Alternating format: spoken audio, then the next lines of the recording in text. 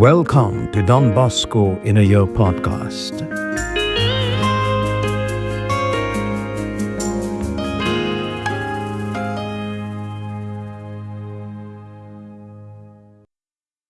Day 45, Palm Sunday, 1846. The Oratory of St. Francis de Sales at Valdecos. While all this was going on, we came to the last Sunday on which I was allowed to keep the oratory in the field, 5th April 1846. I said nothing at all, but everybody knew how troubled and worried I was. On that evening, as I ran my eyes over the crowd of children playing, I thought of the rich harvest awaiting my priestly ministry. With no one to help me, my energy gone, my health undermined, with no idea where I could gather my boys in the future, I was very disturbed. I withdrew to one side, and as I walked alone, I began to cry, perhaps for the first time. As I walked, I looked up to heaven and cried out, My God, why don't you show me where you want me to gather these children? Oh, let me know. Oh, show me what I must do.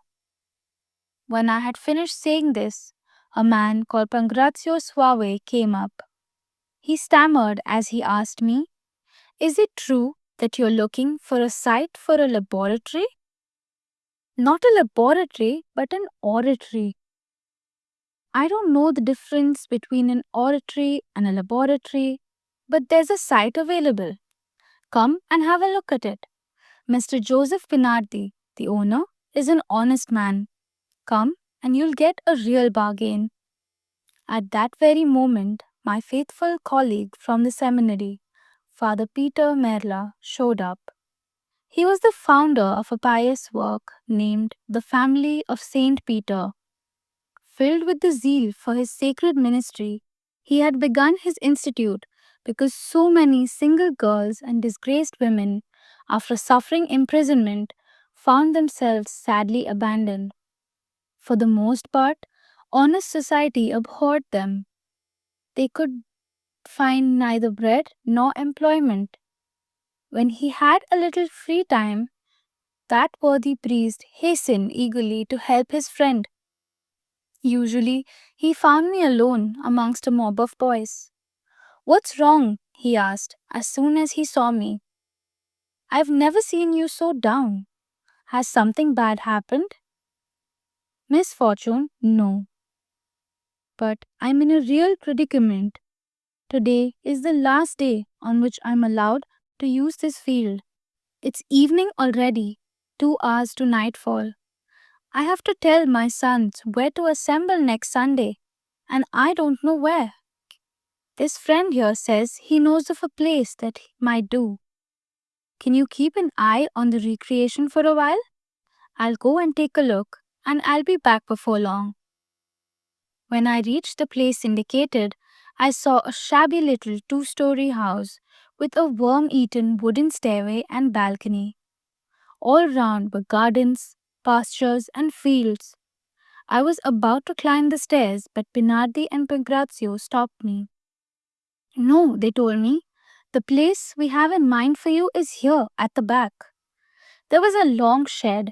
One side of its roof leaned against the wall of the house, and the other ended about 3 feet above the ground. If it were necessary, it could be used as a woodshed, but not much else. To get into it, I had to bend my head so as to not bump against the ceiling. I can't use it, I said. It's too low. I'll fix it to suit your needs, Pinardi graciously suggested.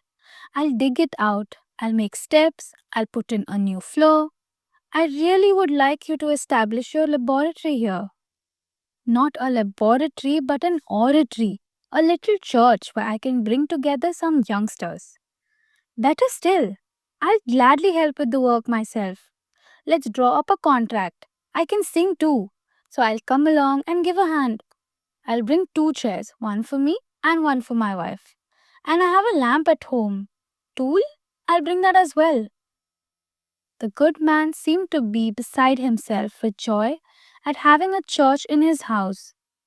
Thank you, my good friend, I said, for your kindness and goodwill. I accept these generous offers. If you can lower the floor at least a foot, 20 inches, I'll take it. But what's your price? 300 francs. I have better offers, but I prefer yours because you're going to use the place for the public good and religious purposes. I'll give you 320 if you throw in the strip of ground around the house as a playground for the boys, and if I can bring my kids here as soon as the next Sunday. I understand. It's a deal. Come by all means. Everything will be ready. I made no more demands. I ran right back to my boys. On the following Sunday, 12th April, which was Easter Sunday, all the church furniture and the equipment for recreation were brought there, and we went to take possession of our new place. Thank you for joining us today on this journey to know Don Bosco. May these reflections deepen our faith, guide us closer to God each day, and hope to see you all tomorrow. Till then, keep seeking, keep praying, keep growing.